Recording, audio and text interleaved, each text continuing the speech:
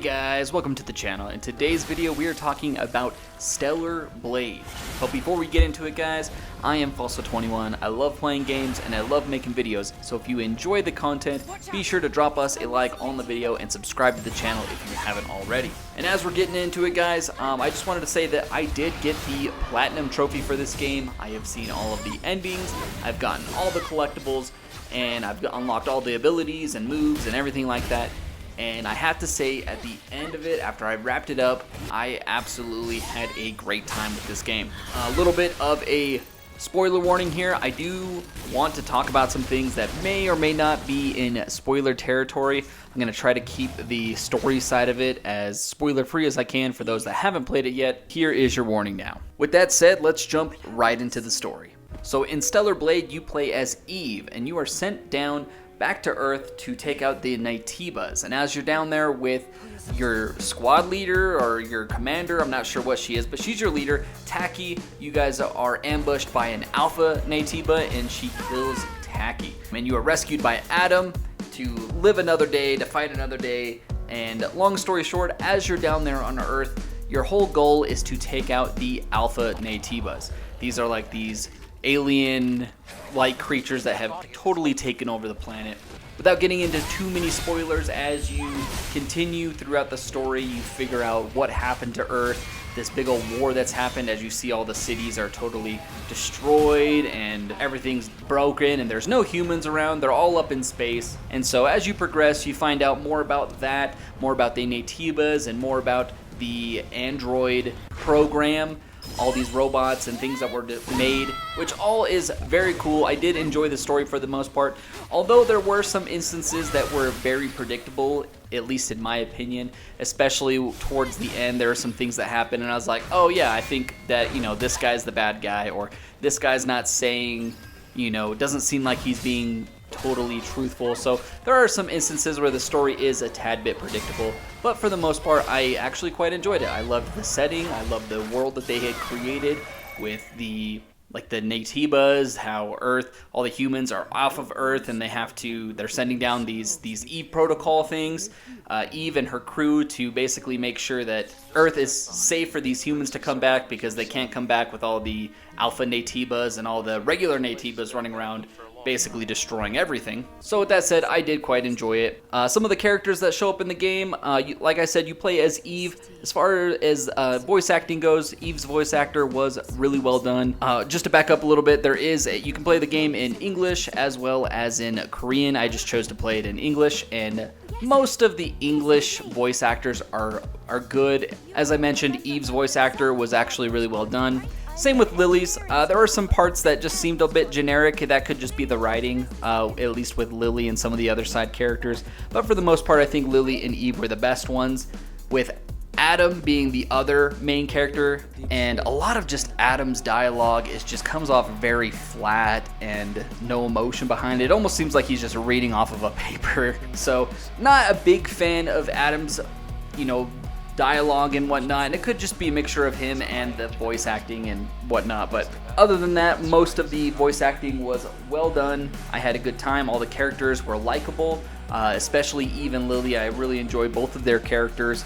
I loved Eve's character, especially battling with whether she's human or whether she's a robot, or you know, with all the stuff with the Naytibas. I won't go too much into spoilers there, but it was really interesting to see her kind of trying to piece all the characters piece all of the different pieces together to figure out what she really believes in. I've said this in many videos, in many review videos, but for me, gameplay is king. If there's one thing that Stellar Blade does better than anything else here, is that the gameplay is really fun. The combat is really fun. I had an absolute blast with the combat, and that's really where it excels here, is in the gameplay. As far as the combat goes, it's your hack and slash, your ducking and dodging, parrying, attacking. You also get what's called a beta meter, and as you continuously attack and parry and dodge, you build that up so that you can do even more powerful attacks.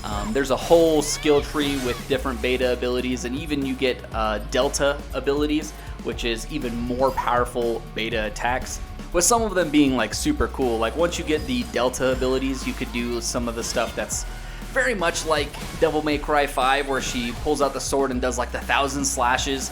I forget what it's called in Devil May Cry, but Virgil basically does the same thing. Speaking of which, you can definitely tell that Stellar Blade takes a lot of inspiration from other games. It's got a little bit of Dark Souls, it's got a little bit of, like I said, Devil May Cry 5, a little bit of Nier. All those things kind of mixed and morphed together to make Stellar Blade, and I think they actually took a lot of the good parts from each of those games and expanded on them. When I first saw this, I thought this was going to be a lot like Dark Souls, which is fine by me. I love me some Dark Souls and some some Souls-likes, but after actually playing it, it seems less like a Dark Souls game and more like Devil May Cry 5 in my opinion. They even have like a Devil Cry mode, or Devil Mode, or whatever it was called in Devil May Cry 5, where he gets sprouts like the demon wing and whatnot. So Eve does something very similar called Tacky Mode, which she gets like this robotic wing, and she does a lot more damage during this phase. So a lot of the gameplay and skills and abilities are really fun. As you start out, you don't have access to a whole lot, but as you progress throughout the game, you get so much more abilities, so much more things to make combat even more interesting and fun, and do all these kind of crazy combos and whatnot. It was so much fun trying to parry all these enemies, and there's even abilities where you can, if you hit the button at the right time, like the dodge button, you can actually teleport through them to get to the other side, or jump up their face and kick their helmet off, or whatever it is, so that you could do even more damage. Ton of stuff just like that. Overall, the combat was really fun. As far as the enemies, there is plenty of enemies to fight. So much variety here, not just with the standard enemies, but with some of the mini bosses as well as bosses. There's just a lot of variety here, especially each area you go to introduces a few more Naytibas is what they're called, a few more elites and alpha Naytibas, stuff like that. So there's plenty of different enemies. It's not like you're fighting the same 3 over and over again. Just a little bit of touch on this. There is a little bit of customization, but it's purely just customization. You can switch out Eve's outfits, same with Lily as well as Adam. You can equip earrings, glasses, different outfits. They're purely just cosmetic. They don't give you any added bonus to combat or any abilities or anything like that.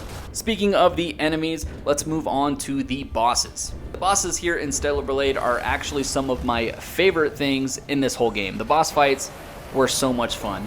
The enemy design was really cool, or I should say the boss design was really cool. I loved their moves, and they really took all of those abilities that you've learned throughout the playthrough, and they really shine here in the boss fights. A lot of the things where you have to teleport through enemies and learn how to parry, and using your beta abilities as well as your delta abilities. So all that stuff comes in handy right here in the boss fights, and they were so much fun. As far as difficulty goes, and this goes not only for the bosses but for the standard enemies as well, nothing was actually too hard. Even here with the bosses, it didn't take me more than a few tries on literally every boss. The last 2 bosses were by far the hardest. I won't spoil anything here, but the last couple of them, even just on normal that I did this playthrough on, were quite challenging. But for the most part, as you're fighting through enemies and whatnot, nothing's particularly hard. There are a few times where you do get swarmed by multiple enemies, but having those beta abilities and delta abilities really helps with, weeding out the crowd. You have like this one that does like this circle sweep, and you can literally hit like 6 or 7 enemies all at once.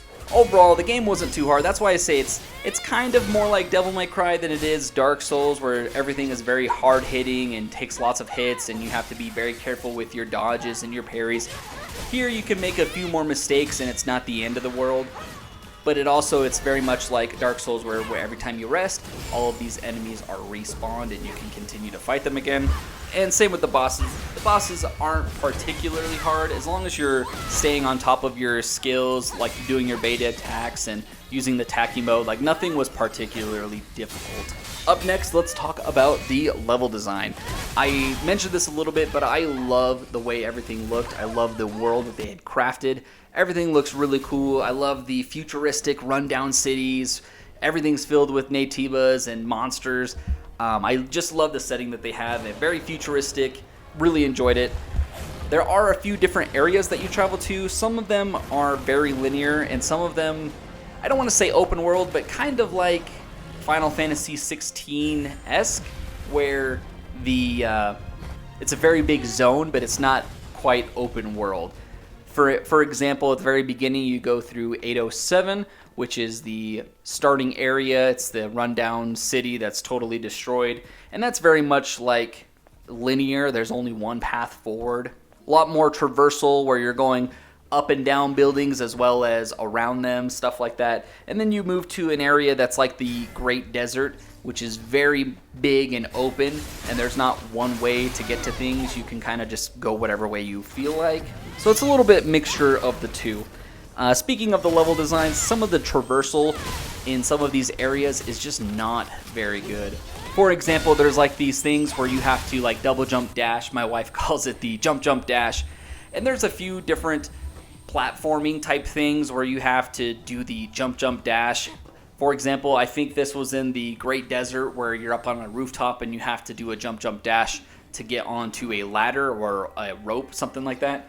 And I just remember there were so many times where I would do that and Eve would literally hit the ladder or go to next to the ladder or to the side of it and would just not grab on the ladder. Like, you had to do it perfectly right. So that was really annoying just because it took me so many tries, because you are up on top of the building and if you mess up, you fall down and you have to go all the way around, climb back up to the very top to try again. And that did take me a few tries and it was pretty frustrating by the end. So there are a few things that are like that where the platforming Eve just doesn't quite, it's a little janky and it's just not really that fun. But ultimately, there's not very many of the platforming little sections there. And most of them, like the example I just said, were totally optional. You can skip all of that stuff. So I'm not going to take too much away from that just because it is optional and there's very little to it. You also get your little robot. I forget what they called it, but it's basically Adam or Lily, and they control like this little robot that follows you around, helps you find points of interest, things to rest at. Also, if you hold the left trigger, that robot will latch onto your arm and you can use it as a firearm, which is really cool. Comes in handy in a few different of the dungeon type levels where you're going underground, and very cool. Shoots rounds, shoots explosive rounds, some tracking ones, and a big laser beam, which is actually really cool, and you can charge that up like 3 different times to do a ton of damage. So that also helps. You could also hit the middle like touchpad thing, and it'll scan the area and the environment around you. Helps you find different cans, different chests, or things to open that can give you more items, more materials for upgrading stuff and whatnot. Visually, this game looks really good. There are a few different graphical settings you can do. I chose to do performance, which targets that 60 frames per second. They do have a fidelity mode and also kind of like a middle ground. I just chose the performance mode. I did try the little bit of the one in the middle where it does the happy medium between the two, and the frame rate didn't seem consistent to me, especially when you're fighting multiple enemies. You could definitely tell that there's frame drops. And as good as the game does look, doing it on fidelity just really wasn't my thing, especially with this game being a much more fast-paced game. Having those extra frames means a lot, especially with the parry windows here are very tight at the beginning, and it is a little bit of a learning curve. As far as glitches or game-breaking bugs or anything like that, I didn't encounter anything. The game ran perfect and smooth. If there were any gameplay glitches or issues like that, I personally didn't notice them. Same with like frame rate drops. When I just chose the performance mode, I really didn't notice any frame rate drops. Now, moving into my final thoughts. I had a blast with Stellar Blade. At first, when I saw the commercials, I was cautiously optimistic. I was like, this game looks really cool, but it also looks like it could be one of those ones that look really cool, but just aren't very good. I always think of Godfall. It came out right at the beginning of the PlayStation 5, where all the commercials and everything looked really cool and flashy, but when you actually play, it's not that good. And I had a feeling that Stellar Blade was going to be similar to that. They dropped the demo, and all of my fears went out the window. I loved the demo, and I was like, yep, this is a day one for me.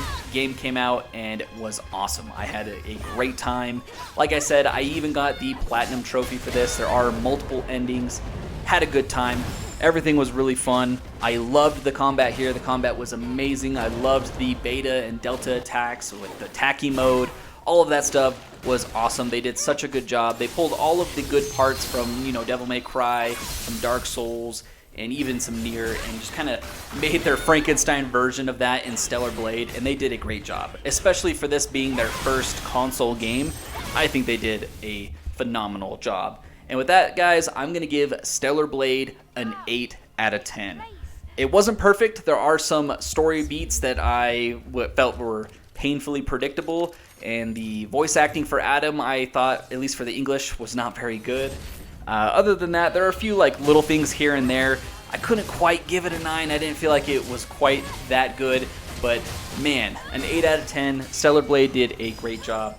And with that, guys, that's going to be it for the video. Let me know down in the comments what you guys have thought of Stellar Blade. Have you played it yet? What would you give it out of 10? Don't forget to like and subscribe. We do try to post videos at least weekly. I'm not as good as I want to be, but we do stream every Saturday at 8 a.m. Mountain Time. So if you guys are interested, subscribe to the channel so that way you can get the notifications for that. And we'll see you guys on the next video.